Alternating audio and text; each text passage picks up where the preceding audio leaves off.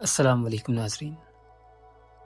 ناظرین سمندر ایک ایسی دنیا ہے جو بظاہر تو پرسکون نظر آتی ہے، مگر اس کی سطح کے نیچے ایک ایسی خاموش سلطنت آباد ہے جہاں روشنی بھی چند لمحوں کے مہمان ہوتی ہے۔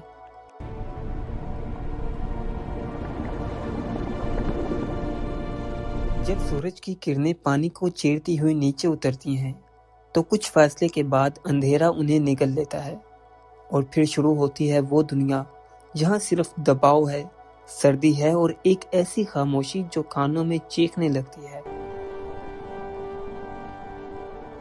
ناظرین، انسان نے خلا میں قدم رکھ دیا، چاند کی مٹی کو چھو لیا، مگر حقیقت یہ ہے کہ ہم اپنے ہی سیارے کے سمندروں کا بڑا حصہ آج تک نہیں جانتے۔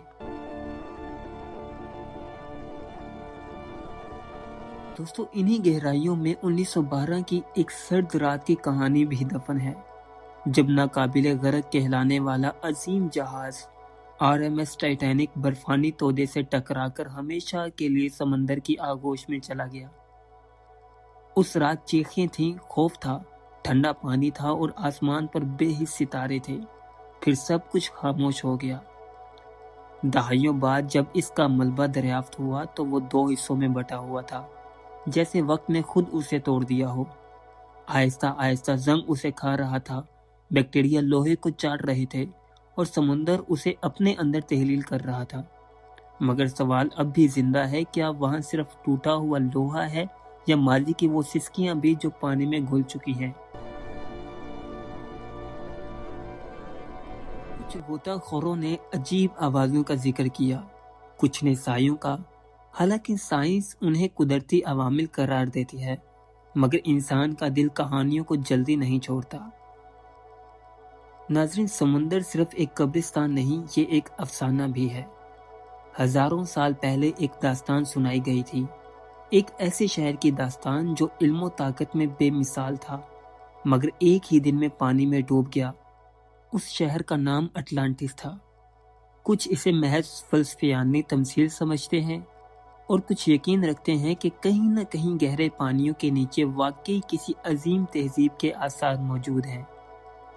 ناظرین، سوچو، اگر واقعی کوئی شہر تھا جہاں لوگ ترقی یافتہ ٹیکنالوجی رکھتے تھے، شاندار عمارتیں تھیں، روشن گلیاں تھیں، خواب تھے، ہنسی تھی، اور پھر ایک لمحے میں سب کچھ پانی کے نیچے دفن ہو گیا، کیا وہ قدرتی آفت تھی، زلزلہ تھا، سونامی تھی، یا انسان کی اپنی غرور بھری غلطی؟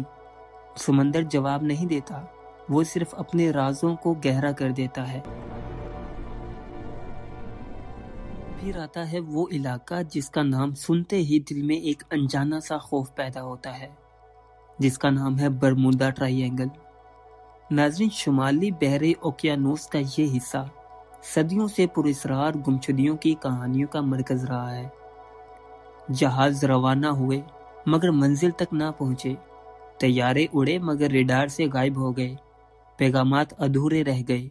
کچھ لوگ اسے ماورائی طاقتوں سے جوڑتے ہیں، کچھ خلائی مخلوق کی کہانیاں سناتے ہیں، جبکہ سائنسدان موسمی طوفانوں، طاقتور لہروں، مقناطیسی تغیرات اور میتھین گیس کے اخراج کو ممکنہ وجوہات بتاتے ہیں۔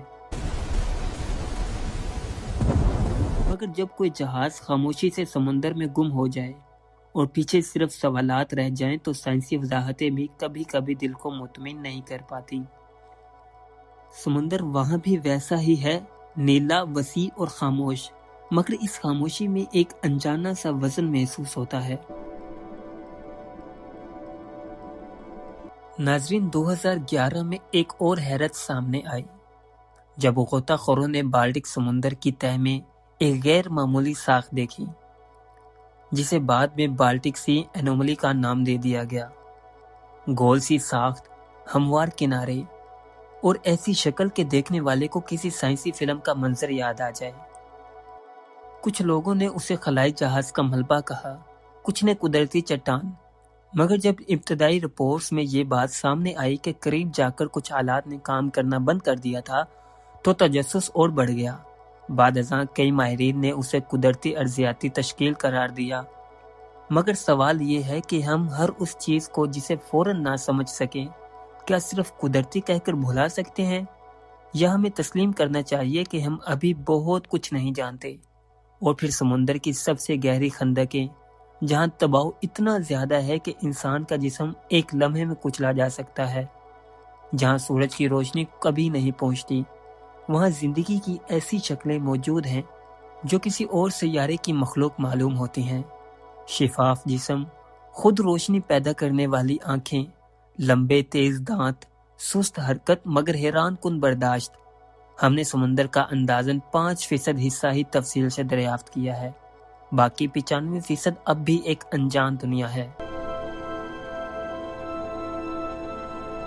ناظرین، یہ سوچ کر ہی دل میں سنسنی دوڑ جاتی ہے کہ شاید ان گہرائیوں میں ایسی مخلوقات بھی ہوں جنہیں انسان نے کبھی دیکھا ہی نہیں، ایسے مناظر ہوں جو ہماری سوچ سے باہر ہوں، اور شاید ایسے راز ہوں جو ہماری تاریخ بدل سکتے ہوں۔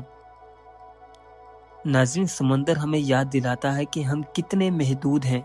ہم خود کو ترقی یافتہ سمجھتے ہیں، اپنے شہروں پر فخر کرتے ہیں، اپنی ٹیکنالوجی پر ناز کرتے ہیں، مگر ایک وسیع نیلا پھیلاؤ ہمارے غرور کو خاموشی سے چیلنج کرتا رہتا ہے۔ اس کی لہریں ساحل سے ٹکرا کر جیسے کہتی ہیں کہ تم ابھی سب کچھ نہیں جانتے۔ ہر ڈوبتا ہوا جہاز، ہر گمشدہ داستان، ہر پراسرار ساخت، ہر عجیب مخلوق سب مل کر ایک ہی بات کہتی ہے: سمندر صرف پانی نہیں، یہ وقت کا محافظ ہے، رازوں کا امین ہے، اور تاریخ کا سب سے بڑا خفیہ خزانہ ہے۔ شاید اصل سوال یہ نہیں کہ سمندر کے نیچے کیا چھپا ہے، بلکہ یہ ہے کہ اگر کل ہمیں سب کچھ معلوم ہو جائے تو کیا ہم اس سچ کو برداشت کر سکیں گے؟